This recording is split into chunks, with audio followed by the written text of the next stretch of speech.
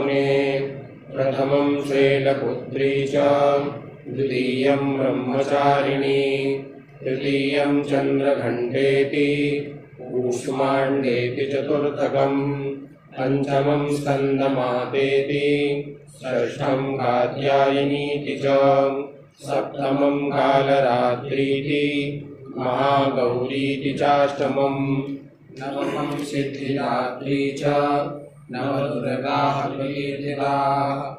उक्तान्येतानि नामानि ब्रह्मणैव महात्मना अग्निना दह्यमानस्तु शत्रुमध्ये गतोरणे विषमे दुर्गमे चैव भयार्ताः शरणं गताः न तेषां जायते किञ्चित् अशुभं रणसङ्कटे नापदं तस्य पश्यामि शोकदुःखभयम्।